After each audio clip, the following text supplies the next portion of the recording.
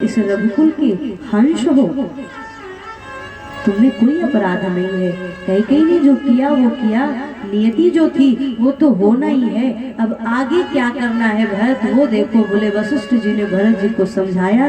दशरथ जी महाराज का अंतिम संस्कार हुआ और अंतिम संस्कार के बाद बोले वशिष्ठ जी भरत जी को एक सभा लगी और उसी सभा में अयोध्या के बड़े बड़े मनीषी बैठे हुए हैं, अयोध्या के व्यापारी गण बैठे हैं, पूरी प्रजा बैठी है, सुमंत्र जी बैठे, तीनों महारानियां बैठी हैं और श्री गुरु वशिष्ठ जी महाराज के निर्देशन में अब सारा कार्य हो रहा है। भरत जी को वशिष्ठ जी समझा रहे हैं, भरत सुनहु भरत भावी प्रबल बिलखि कहयो मुनिनाथ, हानि लाभ जीवन मरण जस अपजस विधिहात। भरत हानि लाभ जीवन मरण यश अपजस बोले ये विधाता के हाथ में है। 6 चीजें बोले द्वंदात्मक है। अगर हानि हुई है तो लाभ भी होगा, लाभ अगर मिला है तो हानि भी होगी। इसलिए कभी बहुत लाभ हो तो फिर इसके लिए भी तैयार रहना कि कभी हानि भी हो सकती है। हानि हो तो बोले भगवान की कृपा है लाभ भी होगा, तैयार रहना। यदि यश मिल रहा है तो कभी अपजस भी मिल सकता है। और भरत जीवन है तो मृत्यु तो होनी है, क्योंकि हमारी सगी बहन का नाम है मृत्यु। जिस दिन हम जन्म लेते हैं उसी दिन हमारी सगी बहन मृत्यु देवी का भी जन्म हो ही जाता है। पता नहीं चलता कि कब मरना है, लेकिन मरना है। तो भरत ये 6 चीजें विधाता के हाथ में है, इस पर अपना कोई बस नहीं चलता। इसलिए भरत तुम बिल्कुल मत सोचो। श्री दशरथ जी महाराज किसी भी प्रकार सोचनीय नहीं है, सोचनीय नहीं। कौशल राव भुवन चारिदस प्रगट प्रभाव। वशिष्ठ जी कहते हैं भरत मृत्यु 2 प्रकार की होती है। एक बोले ऐसी मृत्यु जो सोचनीय और दूसरी बोले ऐसी मृत्यु जो दूसरे को रुदन कराए। श्री दशरथ जी की मृत्यु जानते हो कैसी मृत्यु है? बोले रुदन कराने लायक है। महाराज औरों के मृत्यु पे तो सब रोते हैं, लेकिन दशरथ जी की मृत्यु पे बोले संत वशिष्ठ श्री वशिष्ठ जी महाराज रो रहे हैं। सुनो भरत भावी प्रबल बिलखि कहयो मुनिनाथ, जिसकी मृत्यु पे संत रो दे समझ लेना महाराज उसकी मृत्यु भी भगवान की भक्ति है, सार्थक होगी। वशिष्ठ जी महाराज रो रहे हैं, बिलख रहे हैं। वशिष्ठ जी ने कहा देखो मृत्यु ऐसी होनी चाहिए कि लोग रोवे, सोचे ऐसी मृत्यु नहीं। बोले लोग रोवे हमारे जाने के बाद, ऐसी मृत्यु होनी चाहिए। और लोग रोएंगे कब? बोले जब हमारा कर्म उत्तम होगा। कुछ ऐसे भी आते हैं इस धरती पर आकर के जब वो चले जाते हैं मरने के बाद, कुछ लोग कहते हैं अच्छा हुआ धरती का बोझ चला गया, है ना, बढ़िया हुआ धरती का बोझ चला गया। अरे भगवान ने बढ़िया मानव तन दिया था, कभी तीर्थ पे नहीं गया, कभी भगवान का भजन नहीं किया, कभी कीर्तन नहीं किया, कभी सत्संग नहीं किया और दान तो 1 रुपए नहीं किया। ऐसा व्यक्ति बोले मरने के बाद लोग कहते हैं अच्छा हुआ चला गया। बोले जब देखो चेहरे पे 12 बजा रहता था, किसी साधु ब्राह्मण अतिथि को देख लेता था तो मुंह लटका के बैठ जाता था। ऐसा व्यक्ति नहीं होना चाहिए।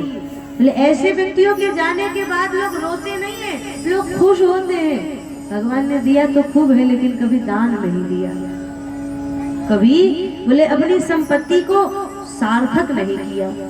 अब मैं बताऊं, एक बार एक सेठ जी सुबह सुबह घर से निकले मॉर्निंग वॉक करने के लिए।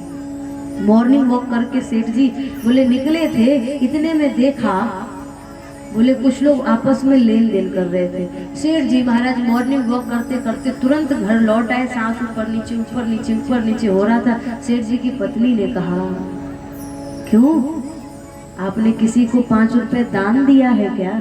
क्योंकि सेठ जी की पत्नी को पता था कि ये जब भी किसी को दान दे देते हैं तो सांस ऊपर नीचे होने लगता है। सेठ जी ने कहा नहीं नहीं मैंने किसी को दान नहीं दिया। फिर बोले पड़ोसी को मैंने दान करते हुए देख लिया है। बताओ हद होती है कंजूसी की। खुद दान करते नहीं, किसी को दान करते हुए अगर देख ले तो सांस ऊपर नीचे होने लगता है। ऐसा भी व्यक्ति होना चाहिए। कुछ लोग तो करते हैं लेकिन अपना नहीं। एक जगह भागवत जी की कथा हो रही थी, वहां एक व्यक्ति बोले जब नंद उत्सव होने लगा तो जय कन्हैया लाल की, मदन गोपाल की होने लगा। वो व्यक्ति बोले मंच पे बोले 500-500 के, 1000-1000 के, 100-100 के नोट, 2-2 हजार के नोट लुटा रहा था।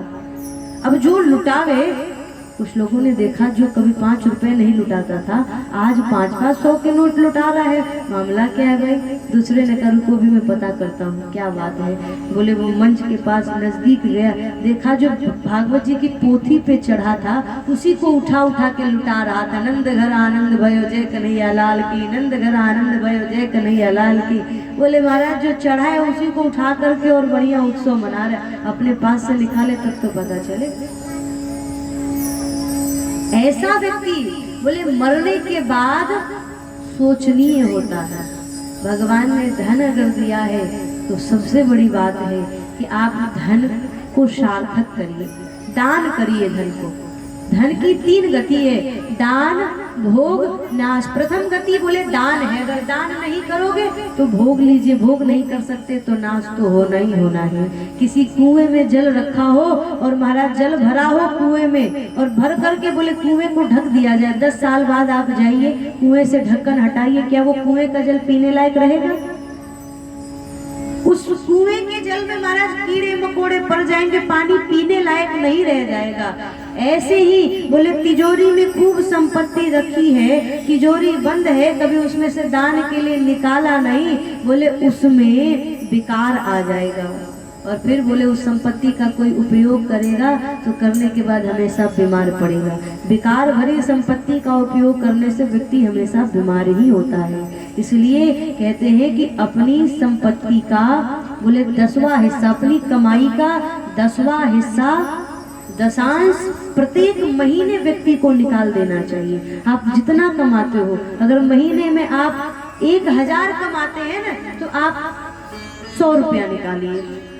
अगर आप 10,000 कमाते हैं तो 1000 निकालिए। अगर आप 1 लाख कमाते हैं तो 10,000 निकाल दीजिए। अगर आप 10 लाख कमाते हैं महीने में, बोले नियम यही कहता है कि दशांश मतलब 1 लाख आप निकाल दीजिए। किसी ने कहा बहुत ज्यादा नहीं हो गया, कि बोले कम कमाओ, कम निकालना पड़ेगा, लेकिन जितना कमाते हैं उसको उसका 10वां हिस्सा। और यहाँ तो मैंने सुना यहाँ के सब लोग बड़े दिल खोल करके सारा काम करते हैं, जितने लोग हैं, ये कहने की बात नहीं है। यहाँ तो सब एक से एक धर्मात्मा। मैंने सुना कि यहाँ जब भी कोई धार्मिक आयोजन होता है तो यहाँ के लोग बोले बिना मांगे ही दे देते हैं। मैंने सुना कि यहाँ बोले मांगने वालों की कमी है, देने वालों की कमी नहीं है। सब अपना दशांश अपने आप यज्ञ में जमा कर देते हैं, किसी धार्मिक आयोजन में अपना दशांश अपनी भूमि के हिसाब से बोले अपना दशांश निकाल देते हैं। यही होना चाहिए। धर्म के नाम पर बोले अवश्य दान करो, भगवान ने दिया है तो दान करिए। एक छोटा सा प्रसंग मैं आपको सुनाऊं। एक सेठ जी थे, बोले बड़े कंजूस थे, इतने कंजूस थे कि वो सेठ जी कभी तीर्थ पे नहीं जाते थे। बोले तीर्थ पे जाऊंगा तो खर्च हो जाएगा पैसा। बोले एक बार उनकी पत्नी ने कहा तीर्थराज प्रयाग में कुंभ का मेला लगा है, चलिए ना। बोले मैं नहीं जाऊंगा। बोले वहां जाऊंगा तो पैसे खर्च हो जाएंगे। पत्नी कह रही है चलो, बोले मैं नहीं जाऊंगा, पैसे खर्च हो जाएंगे। पत्नी ने जैसे तैसे राजी किया, सेठ जी राजी हुए तीर्थराज प्रयाग में जाने के लिए। अब ट्रेन में तो बैठ गए, लेकिन सेठ जी सोच रहे अगर प्रयाग संगम पे गया स्नान करने के लिए तो संगम पे तो भाई दान करना पड़ेगा। इससे प्रयाग स्टेशन से पहले ही एक फाफा मोह स्टेशन पड़ता है, वहाँ भी गंगा जी बहती है। सेठ जी ने कहा देवी यही उतर जाते, स्नान करके यहीं से चलते। बोले यहाँ कोई पंडा पुजारी नहीं होंगे, दान नहीं देना पड़ेगा। सो दान देने के डर से वही उतर गए और उतर करके बोले स्नान किया। स्नान करके जो बाहर निकले बोले दान नहीं देना पड़ेगा। सो महाराज वहीं पे एक पंडा हाजिर हो गए, सेठ जी गौ दान कराइए। अरे भाई मैं तो दान के डर से संगम पे स्नान करने नहीं गया, यही पापा मुंह में उतर गया, यहाँ कौन आ गया दान कराने के लिए? कोई और नहीं, बोले स्वयं ठाकुर जी ही पंडा का रूप धारण करके आ गए। अब तो महाराज सेठ जी सोच रहे हैं क्या करूं क्या करूं। बोले गोदान तो करना पड़ेगा। पत्नी थोड़ी धर्मात्मा थी, पत्नी ने कहा अरे पहली बार आए हो, दान पुण्य करके चलो। तीर्थ में दान करने के लिए आया जाता है। और बोले महाराज तीर्थ में अगर कोई दान हो जाए, अन्य स्थानों पे किया हुआ दान का जो फल मिलता है, बोले तीर्थ में अगर आप एक ईंटा भी दान कर दो ना, तीर्थ में अगर आपके नाम से किसी आश्रम में, किसी मंदिर में अगर एक ईंट भी लग गया तो महाराज वो आपको ऊपर एक ईंट पूरा महल तैयार होकर के मिलेगा। ये तीर्थ की महिमा है। अभी आप देख रहे होंगे अयोध्या में राम जन्म भूमि का निर्माण हो रहा है। जगह जगह से लोगों की सहयोग राशि पहुंच रही है, जगह जगह से लोग ईंट का पूजन करके भेज रहे हैं। बोले हमारे हाथ से भी एक ईंट राम जन्म भूमि में लग जाना चाहिए। धाम की बड़ी महिमा है। अन्य स्थान पे किया हुआ पाप महाराज कट जाता है, लेकिन कहते हैं तीर्थ पे किया हुआ पाप वज्र लेख के समान हो जाता, कभी कटता नहीं। अन्य स्थान पे किया हुआ पाप लोग तीर्थ में धोने जाते हैं, लेकिन तीर्थ में किया हुआ पाप कभी कटता नहीं। और दूसरा बोले तीर्थ में किया हुआ पुण्य भी, तीर्थ में दिया हुआ दान भी कभी भी समाप्त नहीं होता, कई लाख गुना करोड़ गुना होकर के मिलता है। वो लोग बड़े सौभाग्यशाली होते हैं जिनका दान किसी सार्थक व्यक्ति को मिले, जिनका दान बोले तीर्थों तक पहुंच जाए। आप यहाँ कथा में जो भी दान करते हैं, आपका दान अयोध्या तक जाता है। कुछ लोग सोचते होंगे कि व्यास जी को जो हम लोग चढ़ावा चढ़ाते हैं, जो वस्त्र इत्यादि चढ़ाते हैं, वो सब क्या होता है, इतना कहीं बेच तो नहीं? बोले बेचना हम लोग का काम नहीं है। हमारे यहाँ बोले जो भी दान यहाँ चढ़ जाता है वो अयोध्या भूमि तक उसको पहुंचाया जाता है, उसको गरीबों में बांटा जाता है। सरयू जी के किनारे नागेश्वर नाथ जी तल और हनुमानगढ़ी, वहां ले जाकर के हमारी माता जी कोई भी ऐसी तिथि हुई, होली, दिवाली, अक्षय तृतीया, अक्षय नवमी, कोई भी भंडारा हुआ तो वहाँ महाराज हम लोग कोई भी उत्सव मनाना होता है तो सरयू जी के किनारे हनुमानगढ़ी नागेश्वर नाथ जी के पास मनाते हैं और वहाँ गरीबों में वो वस्त्र वितरण होता है। यहाँ जो भी दान दक्षिणा आता है, बोले आरती में जो भी सिक्का और पैसे आ जाए वो सब गरीबों में वहाँ ले जाके बांट दिया जाता है। तो आपका यहाँ एक एक रुपया दिया हुआ दान सार्थक होता है।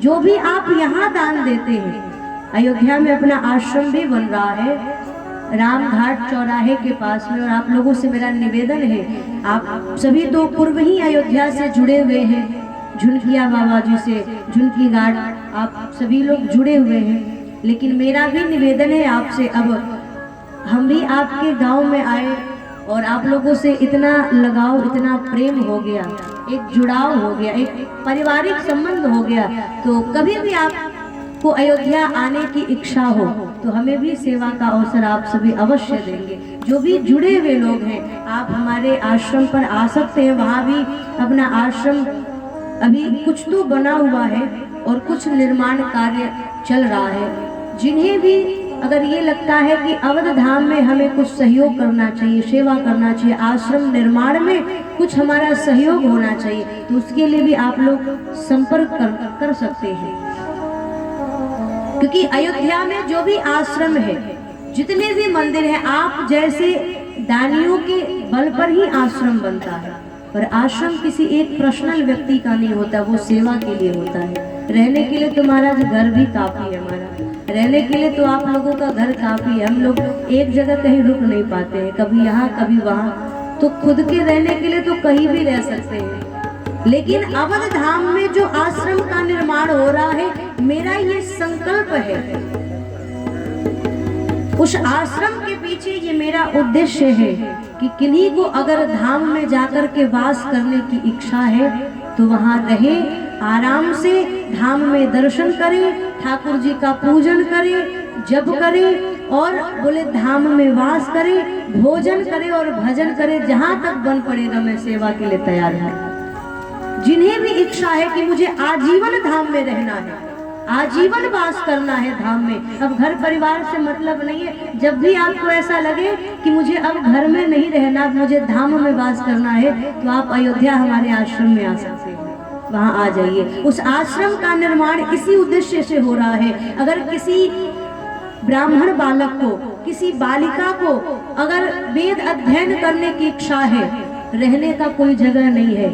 मैंने वो भी समय अयोध्या में देखा है जब स्थान तो बहुत थे, लेकिन वहां जाने के बाद कभी सोचना पड़ता था, बिहारी जी से प्रार्थना करना पड़ता था कि अब मैं कहाँ जाऊँ। ऐसा भी समय मैंने उस जगह पे देखा है। लेकिन ठाकुर जी की ऐसी कृपा हुई, विद्या अध्ययन करते समय हमने भी बहुत कुछ देखा, बहुत कुछ सहा, और पता चला कि अपने माँ बाप से दूर रह करके विद्या ग्रहण करने में क्या कष्ट होता है, और बाहर रहने में बोले क्या क्या सहना पड़ता है। लेकिन मुझे ऐसा लगता है कि अवध धाम में बसाने में ठाकुर जी की बहुत बड़ी कृपा है। विद्या अध्ययन करते करते उस धाम से इतना प्रेम हो गया, इतना लगाव हो गया। सरयू महारानी ने मुझे अपने गोद में रखा, किशोरी जी ने मुझे पढ़ाया, हनुमान जी महाराज की छो छत्र छाया मुझे मिली, गुरुजनों का आशीर्वाद मिला, और गुरुजनों के आशीर्वाद, हनुमान जी महाराज की कृपा, माता पिता का आशीर्वाद ऐसा रहा, आज आप सबका प्रेम मुझे मिल रहा है। इसमें बिहारी जी की बहुत बड़ी कृपा रही। उस धाम से ऐसा लगा हुआ कि बिहारी जी ने मुझे अवध में बसा दिया। तो अब मुझे लगता है कि जिन परिस्थितियों का सामना मैंने अब अयोध्या में किया है, मैंने धाम में किया है, कोई भी बालक, कोई भी बालिका अगर विद्या अध्ययन की इच्छा है और वो अगर धाम में जाए, और अगर मुझसे वो जुड़ा है, मुझसे अगर उसका संपर्क है, तो जो कष्ट मैंने सहा है उसको न सहना पड़े। जहाँ तक बन सके मैं समाज की सेवा करूँ, यही मेरी ठाकुर जी से प्रार्थना है। अगर आप लोगों को भी वहाँ रहने की इच्छा, धाम में वास करने की, या 2, 4, 5 दिनों के लिए भी आप जाना चाहते हैं, तो आप निसंकोच वहाँ आ सकते हैं। अब आप जुड़ गए तो ऐसा नहीं है कि एक बार हम आए और फिर यहाँ से जाने के बाद संबंध टूट जाए, नहीं, ये संबंध अब हमेशा के लिए बना रहे, यही ठाकुर जी से प्रार्थना है, इस व्यासपीठ से प्रार्थना है। तो इसलिए जिन्हें भी ये लगता है कि हमें भी कुछ सहयोग करना चाहिए उस आश्रम में, हमारा भी कुछ सहयोग राशि पहुंचे उस सेवा के संकल्प में, तो आप सभी उसके लिए भी संपर्क कर सकते हैं। धाम तक अगर आपका दान पहुंच जाए ठाकुर जी के चरणों तक, और उसमें भी वो दान सार्थक हो जाए, तो ये भगवान की बहुत बड़ी कृपा है। वरना दान लेने वाले तो बहुत लोग हैं, और ब्राह्मण केवल दान ही ले, दान न करे महाराज, तो उसके लिए भी हानिकारक हो जाएगा। अगर मैं केवल आप लोगों से दान लूं और दान ले ले करके महाराज तिजोरी के भरती जाऊं, तो फिर मुझे भी उसका भुगतान करना पड़ेगा, नरक जाना पड़ेगा। इसलिए दान जितना लेना चाहिए, कहते उससे दुगना दान कर देना चाहिए, उससे दुगना सेवा कर देना चाहिए। इसलिए यहाँ जो दान मिलता है वो अयोध्या में जाके दान हो जाता है। भैया हम कहाँ पचाएंगे उसको, कितना भोगेंगे, इसलिए यहाँ पाओ और फिर अयोध्या में ले जा करके दान करो। तिजोरी भरने से कुछ मिला नहीं है, और ना ही तिजोरी साथ में जाएगा, चाहे आप हो चाहे हम हो, कितना भी गठरी बांध बांध के रखे, वो गठरी साथ जाने वाला नहीं है। इसलिए कहते हैं कि मिले अगर तो फिर दूसरे जगह दान करो, फिर उसको मिलता है वो तीसरे जगह दान कर दे, यही सार्थकता है। तीर्थ में जाके दान करना चाहिए। मैं निवेदन क्या कर रही थी, बोले वो सेठ जी, बोले दान करने का मन तो था नहीं, अब भगवान पंडा बन करके आ गए। बोले भगवान ने कहा सेठ जी दान तो करना पड़ेगा, गौ दान कर दो। पत्नी ने कहा अरे आए हो तो कर ही दो। सो महाराज एक गैया का पूछ लेकर के आए भगवान, बोले गौ दान करो, कम से कम 551 तो दे ही दो। बोले नहीं इतना कहाँ हो पाएगा मुझसे, 11 रुपए सबसे कम में। बोले 11 रुपए में आजकल लोग, बोले 11 रुपए में तो 1 लीटर दूध नहीं आता है, 11 रुपए में लोग गोदान करा लेते हैं। बड़ी विडम्बना है। सेठ जी ने कहा मैं इतना भी नहीं दे पाऊंगा, चलो 2 रुपए, ठीक है 2 रुपए दिया। 2 रुपए में बोले गोदान करा दी। भगवान ने कहा वो 2 रुपए निकालो। सेठ ने कहा 2 रुपया तो मेरे पास है नहीं, ऐसा है कि ये 2 रुपए आप घर पे आके ले जाना। सेठ को लगा ये 2 रुपए लेने के लिए मेरे घर तक 200 लगा के तो आएंगे नहीं। सो महाराज गोदान करा लिया, घर वापस लौट आए। सेठ जी निश्चिंत हो गए, 2 रुपए में गोदान भी हो गया और वो 2 रुपए भी मेरा नहीं लगा। लेकिन भगवान इतने कौतुकी, एक दिन सेठ जी के घर बोले पुनः पंडा का रूप धारण करके पहुंच गए। सेठ जी की जय हो। कहाँ है सेठ जी? सेठ जी की पत्नी बाहर आई, अरे महाराज वही पंडा बाबा आए हैं जिनसे आपने गोदान कराया था 2 रुपए में। सेठ जी ने कहा जाके कह दो सेठ जी घर पे नहीं है, कहीं बाहर गए हैं। सेठ जी की पत्नी आई, बोले महाराज सेठ जी अभी कहीं घर पे है नहीं, कहीं बाहर गए हैं, तो जब आए तो बाद में आके मिल लेना। भगवान ने कहा कोई बात नहीं, मैं यही बैठ के प्रतीक्षा कर लेता हूँ, आने दो। प्रतीक्षा करते करते महाराज 4 घंटे बीत गए, सेठ जी आए नहीं। सेठ जी की पत्नी बाहर आके देखी, बोले अभी भी पंडा बाबा बाहर ही बैठे। अंदर गई, अरे पंडा बाबा तो अभी गए ही नहीं। सेठ जी ने कहा जाके कह दो सेठ जी मर गए। सेठ जी की पत्नी बाहर आई, बोले अब सेठ जी ने कहा है, रोते बिलखते नाटक करते हुए क्या बताए, सेठ जी बाहर गए थे, सड़क दुर्घटना में सेठ जी की मृत्यु हो गई, सेठ जी तो मर गए। भगवान भी बड़े कौतुकी, बोले अब देवी क्या करोगी, जो विधि का विधान होता है उसको कौन टाल सकता है, जो आया है उसको तो जाना ही पड़ेगा। देवी अब दुख सहने की क्षमता भगवान तुमको दे। चलो सेठ जी अब चले ही गए तो अंतिम संस्कार तो कराना पड़ेगा ना, और उसके लिए बाहर से पंडित क्यों बुलाओगी, मैं तो आया हूँ, कोई बात नहीं, मैं सेठ जी का अंतिम संस्कार करा के जाऊंगा। अब तो महाराज सेठ जी की पत्नी चक्कर में पड़ी, अंदर आके बोली सेठ जी वो तो दरवाजे पे हट करके बैठ गए, मैं सेठ जी का अंतिम संस्कार करा के जाऊंगा, आप उनका 2 रुपए दे क्यों नहीं देते हैं, 2 मैं दे दूं, वो अपने घर जाए आप अपने घर, दोनों खुश। सेठ जी ने कहा जो भी हो जाए देवी, मैं 2 रुपए दान नहीं दूंगा, जो मैं करके आ गया अब मैं दूंगा नहीं। इतने जिद्दी सेठ जी, बोले हाँ। अब तो भगवान बाहर बैठे, सेठ जी मरने का नाटक कर रहे हैं, लेकिन 2 रुपए दान नहीं दे सकते। इसी को कहते महाराज, क्या कहा गया है, बोले चमड़ी जाए तो जाए पर दमड़ी न जाए। अब बोले बाहर बैठे भगवान पंडा बन करके सेठ जी को अंदर इधर लिटा दिया गया। सेठ जी के बच्चों ने घर से बाहर कर दिया, ऐसा लग रहा जैसे बिल्कुल सेठ जी मर चुके हैं।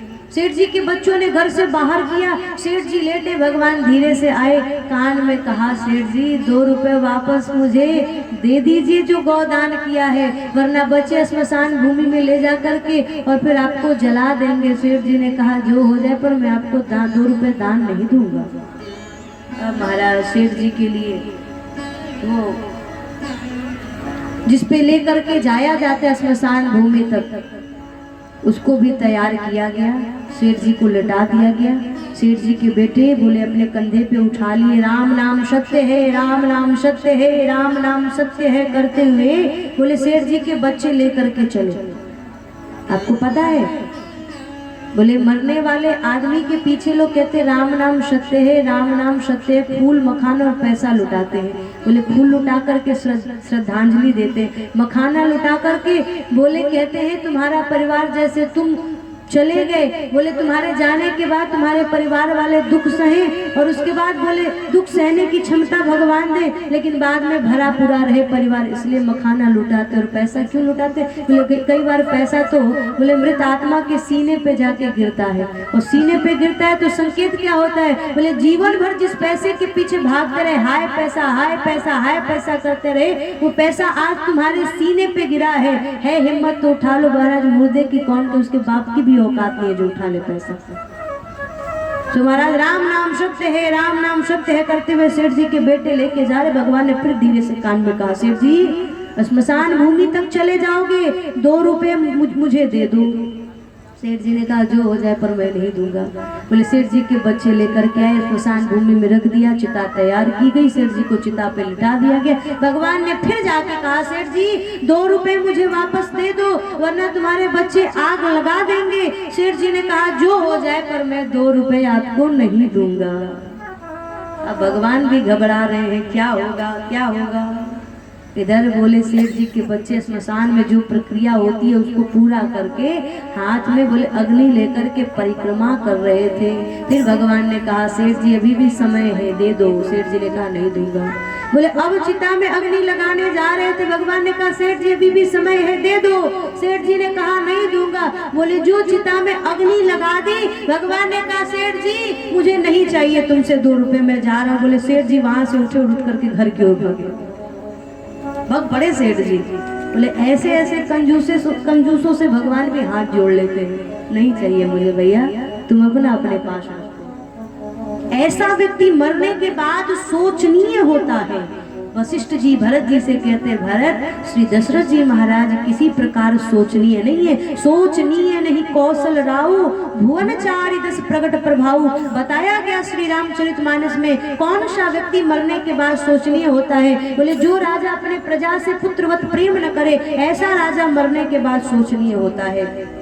जो बोले पतिवंचक नारी होती है, ऐसी नारी मरने के बाद सोचनीय होती है। जो वैश्य बोले धनवान होने के बाद भी दानवान न हो, दान न करता हो, ऐसा कृपण भी वैश्य भी मरने के बाद सोचनीय होता है। और बोले सोचनीय सब ही विधि सोई, जो न छाड़ी छल हरिजन होई। अंतिम में गोस्वामी जी महाराज कहते हैं वो व्यक्ति हर प्रकार से मरने के बाद सोचनीय हो जाता है, जो छल छोड़ करके भगवान का भजन नहीं करता।